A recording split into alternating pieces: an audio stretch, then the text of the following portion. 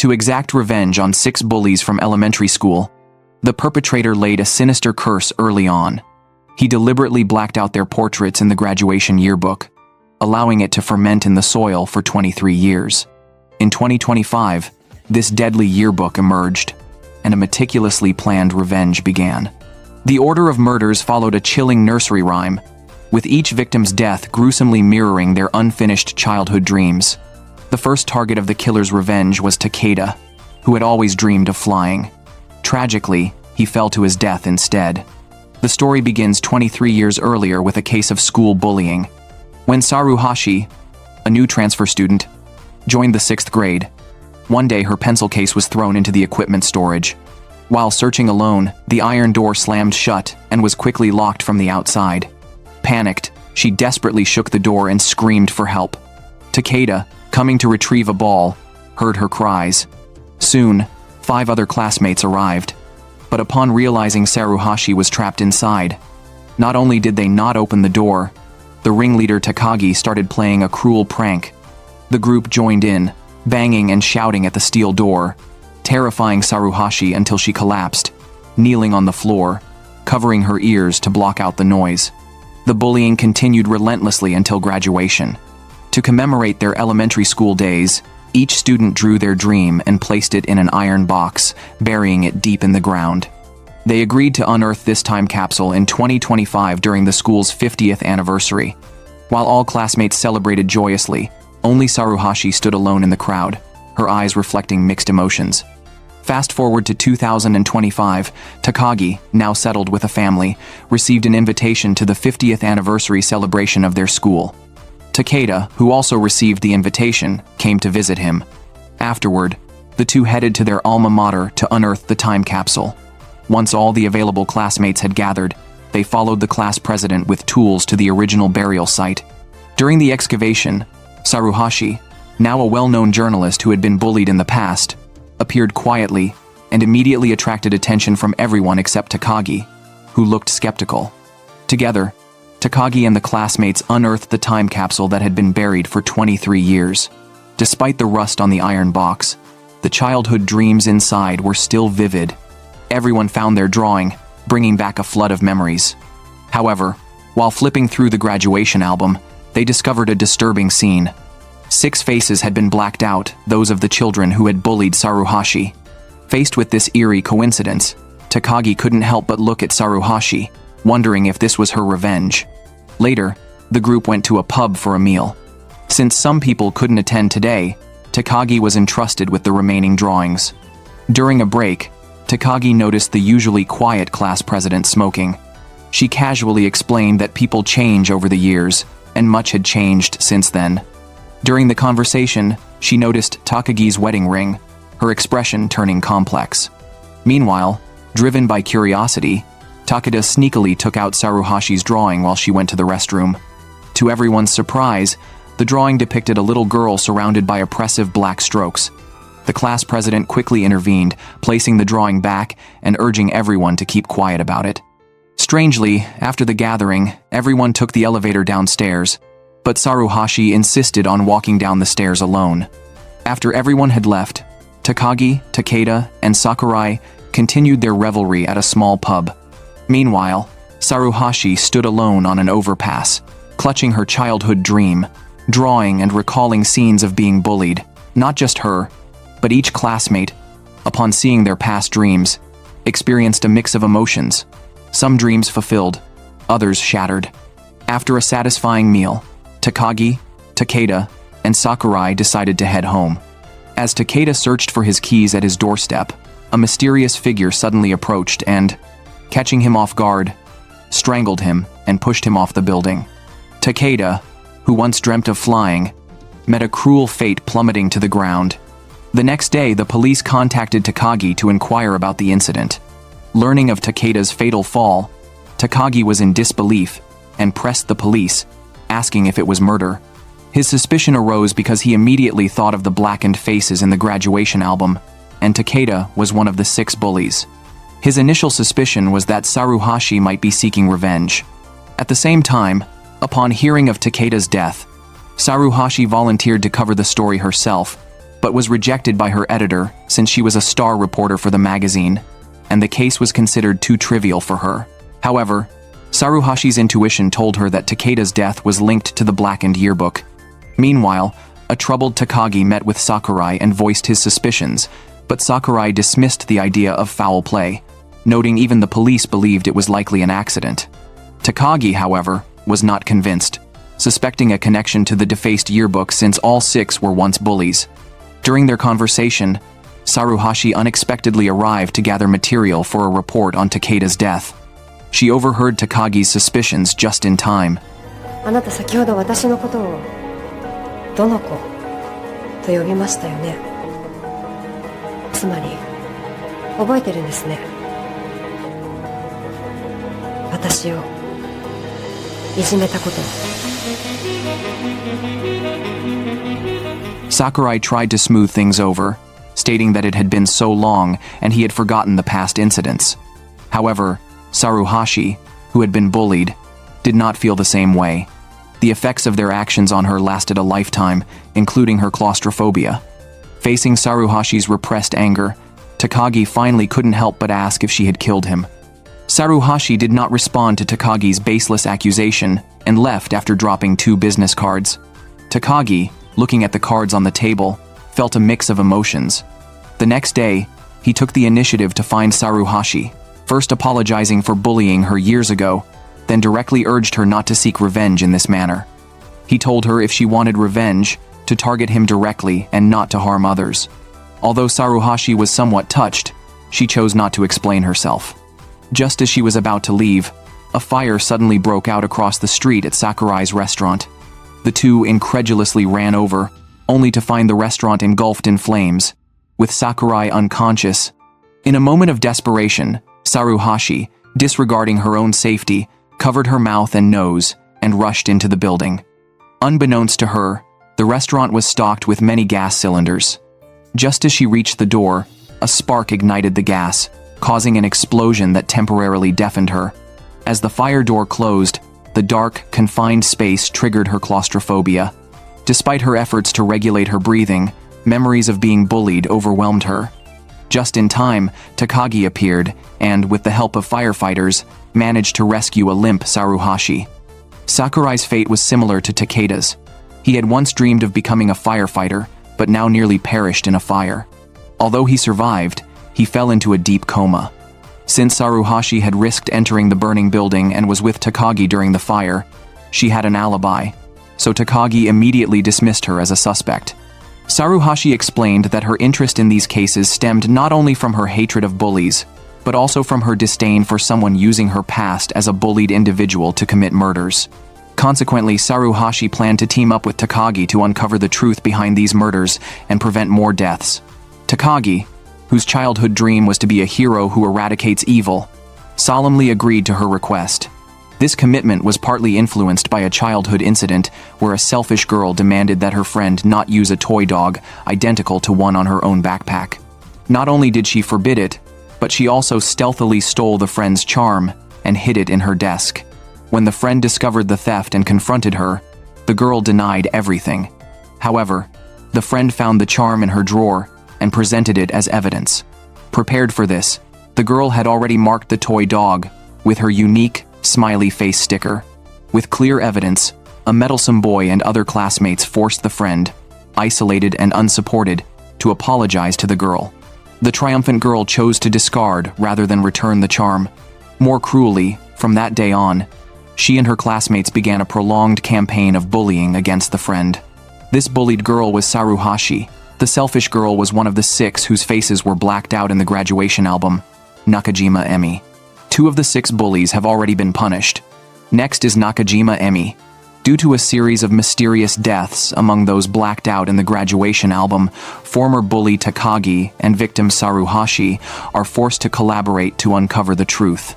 They analyze the 6 blacked out individuals, trying to find commonalities. Takagi recalls that they all bullied Saruhashi, but Saruhashi's keen insight reveals more. The deaths of Takeda and Sakurai eerily correspond to their childhood dreams. If this is a planned crime, the perpetrator is likely a classmate. To better understand the situation, Saruhashi spends days without sleep, compiling information on all classmates, yet fails to identify any suspects. While she is deep in analysis, Takagi interrupts, suggesting they urgently warn the remaining 3 to prevent further tragedies. Since Koyama Takahiro and Hada Taiho are not local, they decide to first approach Nakajima Emi. Soon after, Saruhashi receives a message from Takagi. He has contacted Nakajima Emi and arranged to meet her that evening. Currently, Nakajima Emi works in PR at her boyfriend's nightclub, appearing glamorous on the surface but essentially bartering her body for what she desires. Upon learning about Takeda and Sakurai's accidents, she feels a mix of emotions. That night, Takagi and Saruhashi hurry to the nightclub. Upon seeing the stage spotlight, they tense up. Nakajima Emi's dream was to become an idol. Could she die under the spotlight? As they ponder this, Nakajima Emi approaches. Seeing her long unseen frenemy, Saruhashi's anger is palpable. Nakajima Emi starts boasting immediately, which Saruhashi can barely tolerate and thinks about moving away. However, Nakajima Emi notices Saruhashi's bag and quickly comments that she has an identical one. This remark instantly took Saruhashi back to her elementary school days when she was falsely accused and bullied over a bag charm identical to hers. Even if Nakajima Emi apologized now, Saruhashi could not forgive her. Angered, Saruhashi stood up and scolded her, stating their bags were not the same at all. Her bag was earned with her own hands, while Emi's was obtained by selling her body. After Saruhashi left, Nakajima Emi went to a small pub with Takagi. During this time, Takagi kept reminding her to be careful, but Nakajima Emi, unconcerned, continued singing. After having fun, her boyfriend came to pick her up. Just as they left, a paparazzi hiding in the shadows appeared, and Takagi caught him. Confronted by Takagi, the man hastily explained he was just taking photos for fun and fled. When Takagi found a business card the man dropped, he realized the man was Saruhashi's colleague. Takagi, suspecting Saruhashi of spying on Nakajima Emi for revenge, he was shocked to learn from Saruhashi that Nakajima Emi's boyfriend was suspected of dealing in illegal drugs and that her colleague was tracking him to gather evidence. Nakajima Emi had always dreamed of being on stage singing and dancing. While she reminisced about the past and dreamed of the future, her boyfriend brought her good news. A dancer could not make it to the next day's event, and Emi could fill in. Although not the lead, she was thrilled. During the conversation, her boyfriend carelessly showed her the illegal drugs. While Nakajima Emi was practicing her dance, Takagi found her again and revealed her boyfriend's drug dealing. Unexpectedly, she showed no surprise, claiming she didn't care about these things as long as she was getting money. Before leaving, Takagi once again warned her to be cautious of the mysterious killer, but she paid no attention. Meanwhile, Saruhashi's colleague received a tip that a drug deal might happen at the nightclub that night. Saruhashi and her colleagues went there to secretly gather evidence. At the same time, a mysterious person humming a tune visited the hospital where Sakurai was admitted, intending to see him but was turned away by doctors because the patient had not regained consciousness. Back at home, Takagi's doorbell suddenly rang. Seeing no response, he cautiously picked up a small knife from the table and approached the door. Hearing a familiar voice, he relaxed, put down the knife, and opened the door. The visitor was the same person who had just tried to see Sakurai, none other than Koyama Takahiro from the group of 6, who had just returned from the USA to reclaim his childhood dream.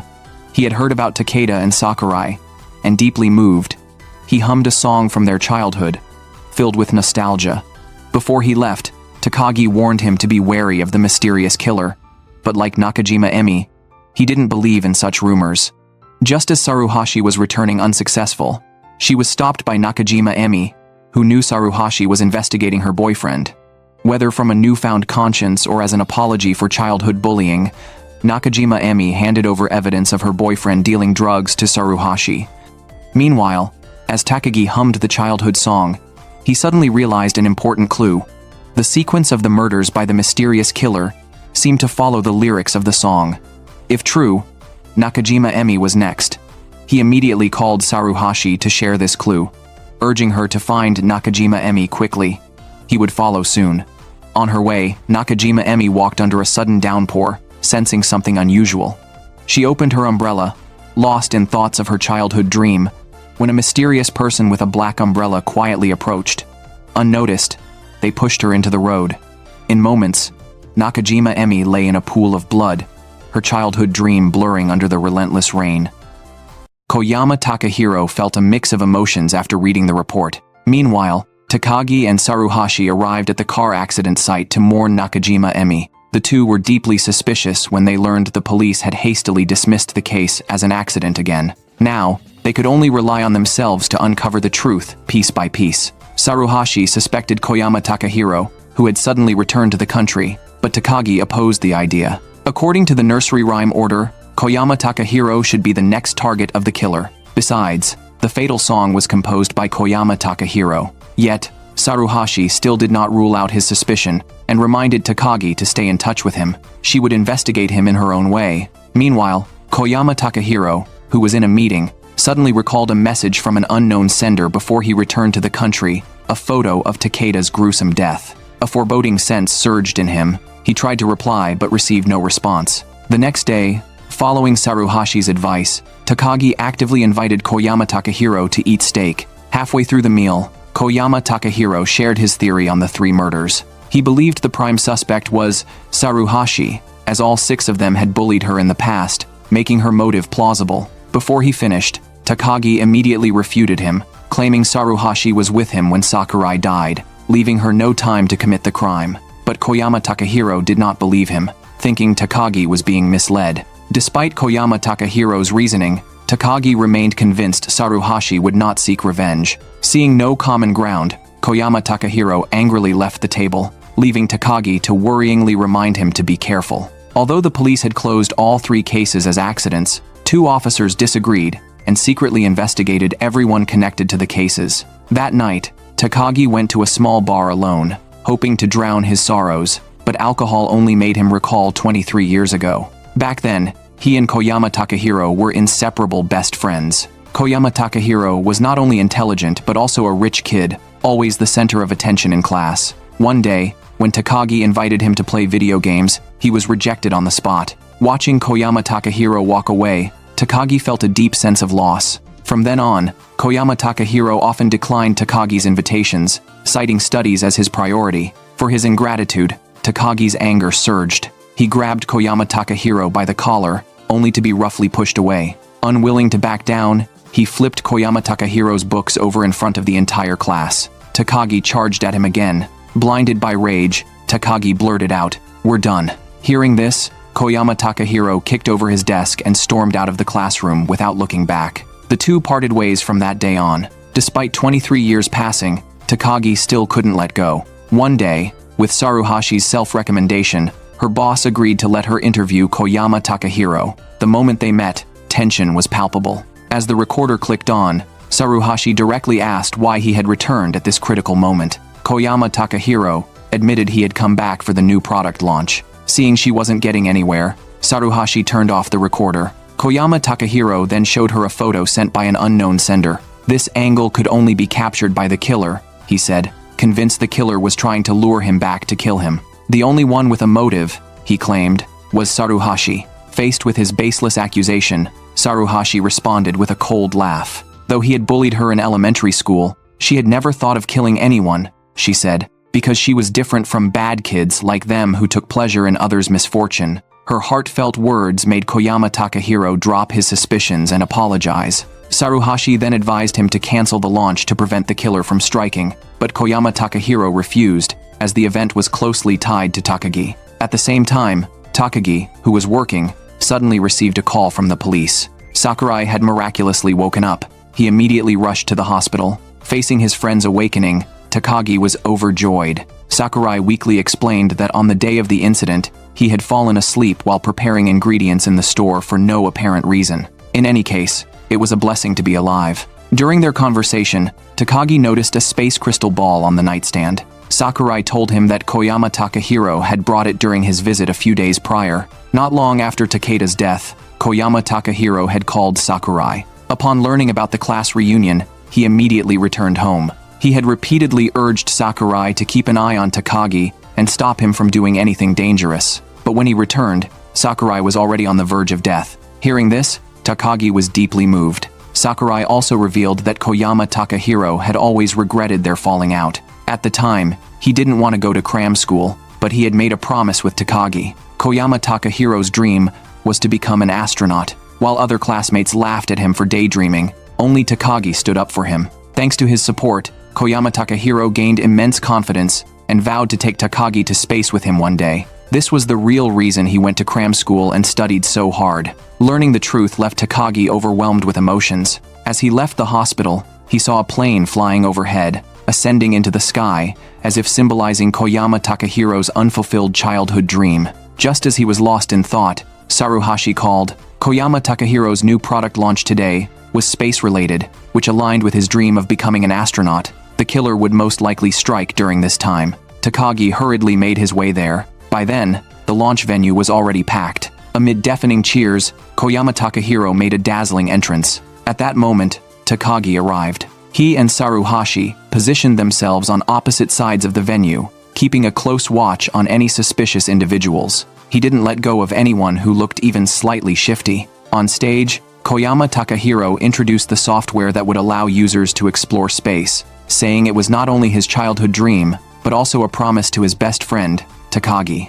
Under Koyama Takahiro's passionate speech, the launch was a resounding success. Astrovel Takagi had just let out a breath of relief when he realized there was a media interview session outside, immediately heightening his alertness. He instinctively looked around and, seeing nothing suspicious, stood aside to watch Koyama Takahiro's interview. Suddenly, a shard of glass fell on his shoulder. Puzzled, Takagi followed the trajectory and looked up in horror to see a large piece of glass being pushed out. At the last moment, Takagi rushed toward Koyama Takahiro, saving him from being crushed by the glass. After this ordeal, Koyama Takahiro finally believed Takagi's earlier warnings. However, the police once again dismissed the incident as an accident. The terrifying scene left Takagi shaken. Koyama Takahiro and Takagi finally reconciled, sitting down together for the first time since their falling out to share a drink. The mysterious killer's revenge was not over. The first victim was Takeda, the second was Sakurai, the third was Nakajima Emi,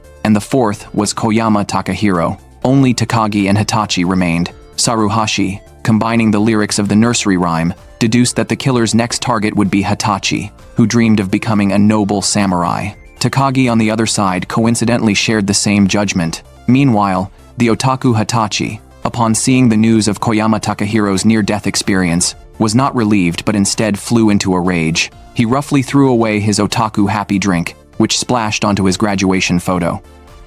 Meanwhile, Takagi and the others deduced the killer's next target might be Hitachi. If so, given the previous victim's fates, Hitachi would likely be assassinated. Their top priority was to find him quickly. Since Hitachi had skipped the last class reunion, the trio pinned their hopes on him. From the class president, they learned that Hitachi's mother had been close to the president's mother. His mother had passed away last year, and his father was long gone, leaving him alone. The president's mother, deeply concerned, had asked her daughter to track down his address. After hanging up, the president's expression turned ominous as she pulled out the graduation album, her eyes filled with murderous intent. Meanwhile, Saruhashi received a message from Takagi in the group chat. The three decided to visit Hitachi's house on Saturday. Noticing Saruhashi's unease, a male co-worker plucked up the courage to comfort her, offering help if needed, filling the air with jealousy. On Saturday, the three quickly found Hitachi's house using a map. After pressing the doorbell and receiving no answer, they were about to leave when they spotted Hitachi on the balcony. Takagi and Koyama Takahiro were overjoyed, but Hitachi, far from welcoming, reacted coldly to his old friends until he saw Saruhashi. He already knew their purpose and let them in. As a typical otaku, his home was slightly messy, but his signature samurai topknot remained unchanged. Saruhashi signaled Takagi to show Hitachi his childhood dream. The moment Hitachi saw it, he stopped what he was doing and approached only to dismiss it carelessly. Before Takagi could speak, Hitachi pulled up news reports of Takeda, Mitsume, and Koyama Takahiro's deaths and pointed a knife at Saruhashi. Just like Koyama Takahiro, Hitachi's first thought was that Saruhashi was seeking revenge for bullying her. Before the three could react, Hitachi put down his blade, cleared the table, and sat down. He took off his socks while mocking himself, saying he was a worthless coward and would willingly die if it made Saruhashi feel better. Koyama Takahiro hurried to explain they were there to protect him. Takagi added that the real killer wasn't Saruhashi. That's why they came to work together to find the killer, since the six of them were once good friends. The moment the words good friends were mentioned, Hitachi sneered. He said only he had fallen behind over the years and no longer deserved to be called their good friend. Then, he abruptly kicked them out. The three were left speechless. As they left, a mysterious figure appeared, having seen everything. Meanwhile, Hitachi vented his anger on trash. When he stepped on his childhood dream, he seemed to hesitate. Later, the three met at a bar, recalling the past. They remembered how Hitachi had silently copied homework for everyone while they played games. Takagi thought this might be why Hitachi resented them, but Koyama Takahiro disagreed. He remembered Hitachi joining them in video games afterward. The next day, Saruhashi sat at her desk, staring at her own blackened childhood dream. A male co-worker asked to see it, but she refused. At the same time, Koyama Takahiro was also lost in thought, staring at his own childhood dream.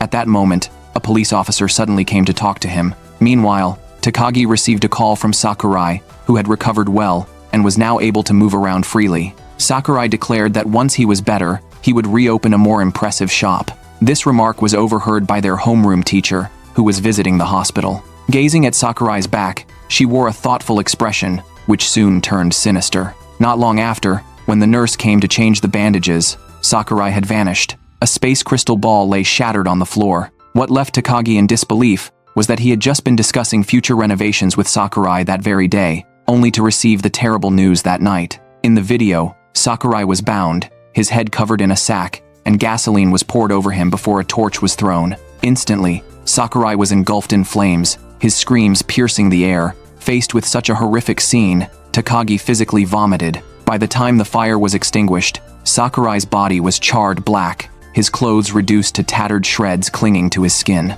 The police only found a cell phone upon arrival. From Sakurai's death, it was clear the killer would stop at nothing. Koyama Takahiro wanted to discuss countermeasures with Takagi, but the two ended up in a fierce argument over Sakurai's death. Seeing this, Saruhashi decided to go alone to convince Hitachi. At that moment, Hitachi was watching the news of Sakurai's burning death while eating potato chips. When the doorbell rang, he opened the door out of curiosity, only to find Saruhashi. Relieved that she had come alone, he let her in. When Saruhashi caught a glimpse of the news on the computer, she didn't ask a single question. Instead, she tied on an apron and pulled up her hair, startling Hitachi into blurting out, "Saruhashi is really going to kill me, isn't she?" Saruhashi ignored him completely, pulling out the vacuum cleaner she had brought and starting to clean for Hitachi. The sight left Hitachi stunned. As Saruhashi did the dishes, Hitachi picked up her childhood dream from the table. Seeing the edges smeared with oppressive black, he gasped. Back when everyone was drawing their dreams,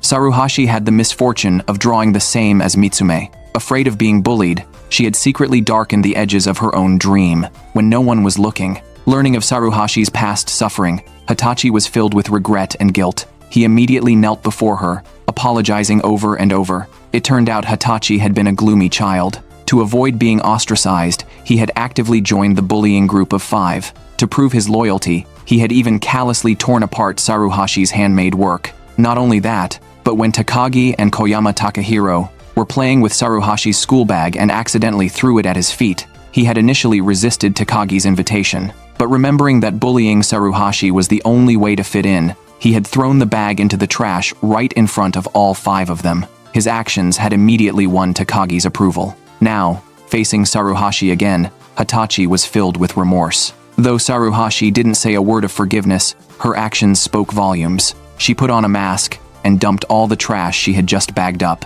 This method of revenge was enough to prove Saruhashi's kindness. She had said, "If you can't change others, then change yourself." Her magnanimity left Hitachi in awe. As Saruhashi was leaving, Hitachi, now fully enlightened, decided to stand up. He took the initiative to clean his small room with a vacuum cleaner and followed Saruhashi to the bar, where he found Takagi and Koyama Takahiro. As soon as he entered, Hitachi began apologizing. His sudden transformation left the two of them stunned. Before they could fully process it, Hitachi pulled out a Bomberman game disc, a cherished memory. In his recollection, Hitachi had been copying homework for everyone when he saw the other kids playing video games, feeling deeply envious. His longing expression was noticed by Takagi, who then invited him to join. Even though he was terrible at the game, no one ever blamed him. Sakurai generously gave him the disc to take home and practice, a small kindness that still made him happy to this day. Lost in Hitachi's memories, Takagi and Koyama Takahiro were overwhelmed.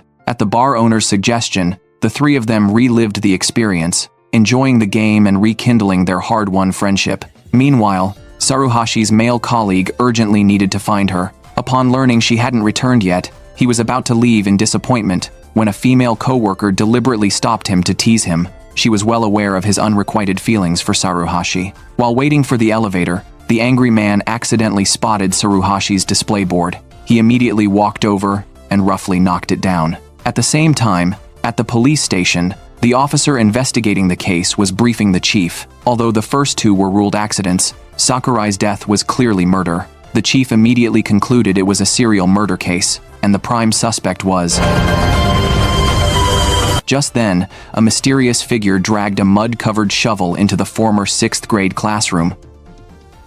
The third murder finally caught the police's attention. To overturn the conclusions of the first two accidental cases, the chief decided to hand over the yearbook murder case to Kuroi and ordered the two detectives who had been involved from the beginning to follow his lead. Meanwhile, Takagi and the others were staring at a class photo, utterly clueless about the killer's identity. It was then that Hitachi discovered a crucial clue.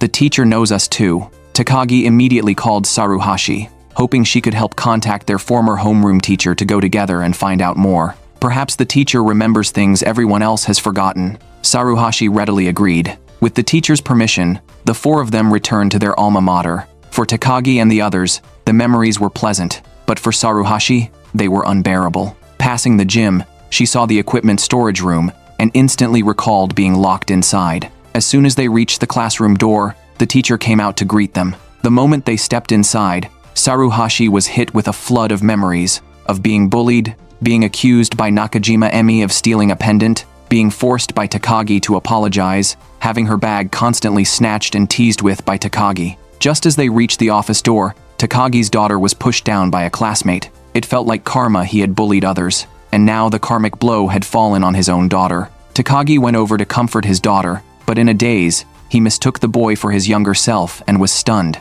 Upon entering the office, the teacher immediately asked Saruhashi to substitute for the lecturer and teach a Japanese literature class for Class 1, Grade 4 the following week. The observant Koyama Takahiro noticed that the homeroom teacher had been promoted to principal, while the current teacher admitted she was retiring at the end of the year. The group then showed the teacher the yearbook that had been maliciously blacked out. After learning their purpose, the teacher meaningfully told them that in her eyes, they were all good children, and that there had been no bullying in the class that year. Hearing this, Saruhashi could no longer remain seated. She had been bullied, yet the teacher claimed nothing had happened. The teacher's firm expression and tone left Saruhashi utterly disappointed. She directly recounted her past experiences of being bullied. However, the teacher responded with unusual calm, saying she had never noticed. Koyama Takahiro inadvertently caught sight of a secret but said nothing. At this point, Takagi stood up and actively asked the teacher if he had ever done anything unkind to his classmates, even minor things. The teacher smiled slightly upon hearing this and said she didn't remember. After the group left, the teacher immediately stood up to call someone. Just as the phone was about to connect, she caught sight of a photo of herself with her daughter and granddaughter on the desk. She then hung up the phone in alarm. When Takagi and the others returned to the studio, Koyama Takahiro pointed out that the teacher's bookshelf displayed yearbooks from all graduating classes except theirs. This immediately raised suspicions. Koyama Takahiro continued to speculate that the time capsule should have been buried before graduation. So, why was the yearbook inside? The only possibility was that someone had dug it up and placed it back in. Following this line of reasoning, the killer would not have the yearbook with them now. This made the teacher the prime suspect. Just as the four of them were puzzled, the doorbell suddenly rang. To their surprise, the class monitor had come uninvited. Takagi opened the door, and the monitor was shocked to see Hitachi and Koyama Takahiro. The monitor brought snacks to share with everyone, but Saruhashi showed no interest. Noticing this, the monitor gave a knowing look and then said she had heard about the yearbook and wanted to help. She tried to pry information from Hitachi when he was off guard, but Takagi firmly cut her off, saying they weren't telling to avoid dragging her into it. Seeing that the others were tight-lipped, the monitor decided to target Saruhashi and invited her to dinner. The two of them went to a barbecue restaurant. At first, Saruhashi was quite reserved. To ease the awkwardness, the monitor apologized for turning a blind eye back then. This apology gradually opened Saruhashi up. After a few drinks, Saruhashi vented her grievances about the bullies. In the spirit of fairness, the monitor also shared a secret: she had once had a crush on Takagi. Hearing this, Saruhashi looked utterly dismissive. She couldn't believe that someone who had led the bullying had a secret admirer. The monitor also told Saruhashi that before asking her to give the lecture, the teacher had approached her first, but she had declined because she had to work that day. Then, she revealed a little-known detail. The teacher had recorded videos of all the students' childhood dreams. Saruhashi suddenly recalled that this was indeed true. By rights, these videos should have been buried with the time capsule, but they weren't inside. Meanwhile, back at home, Takagi learned from his wife that their daughter had been sulking ever since she was pushed after teasing a classmate. Takagi went to comfort her. He wanted to persuade her to apologize, but she flatly refused. Soon, the day of Saruhashi's lecture arrived. She and Takagi agreed that after the class, they would go to confront the teacher and get to the bottom of things. In the classroom, Saruhashi gave a profound lesson on human nature by combining her own experiences with a fable. Takagi recalled how he and 5 other classmates had bullied Saruhashi and suddenly felt remorse for his actions. He had intended to let her out, but the teacher had beaten him to it. When questioned, Takagi stubbornly denied it, saying, "It wasn't me who locked her in," before running off. Looking back, he realized he shouldn't have run away. Unbeknownst to him, the teacher had already seen his regret. After the lecture, Takagi's daughter raised an objection. She believed the animal in the story that played the prank deserved to die, and asked Takagi for his opinion. As someone who had committed similar misdeeds, he was at a loss for words. After a moment of thought, he could only explain that humans are different from animals, and admitted that one should avoid hurting others. Apologies should be made until they are accepted. Saruhashi was deeply moved by his words. After she left the classroom, Takagi offered her a genuine apology for the first time in 23 years. Though Saruhashi couldn't fully forgive him yet, she accepted his sincerity. The top priority now was to find the truth. The two then went to the teacher's office. Saruhashi directly asked why their year's yearbook was missing from the shelf. The teacher feigned ignorance. When Saruhashi pressed her about the videos, the teacher pretended not to understand. Takagi then spoke up, saying that in his mind, the teacher loved every child, so how could she forget something so important? The teacher fell silent. As Takagi continued to press her emotionally, she still insisted she knew nothing and asked them to leave. Outside, to Takagi's relief, his daughter had realized her mistake and apologized to the boy she had pushed. After leaving school, the teacher played the old dream videos again, her emotions a mix of joy and sorrow. When she saw Saruhashi's segment, she lost control, tears streaming down her face, repeatedly apologizing. After calming down, she called the mysterious person again. もうやめませんか? 私はこれまで自分に嘘をついて見て見ぬふりをしてきました。あなたに言われる通りタイムカプセルを掘り起こしました。でもあの子たちが死ぬなんて思ってもいなかった。 Who told her to wait until they met. After hanging up, the teacher completely broke down. Meanwhile, Hitachi, who had been unemployed for a long time, started working at Koyama Takahiro's company with his help, so they could look out for and protect each other. After Koyama Takahiro left, Hitachi, with doubts, searched the old elementary school's forum. Upon finding it, he opened the message board and was astonished to see that the same person had been posting every year. Hitachi seemed to have an idea and left a message. The moment he refreshed, he received a reply. "You're not the firecracker, are you?" Startled, at the same time, the teacher arrived at the parking lot as agreed. Just as she asked if the other person was there, the headlights of a Wuling car suddenly lit up and pulled up beside her. The door slowly opened, and the teacher, head bowed, got in as the car drove away. Meanwhile, the mysterious person continued to message Hitachi.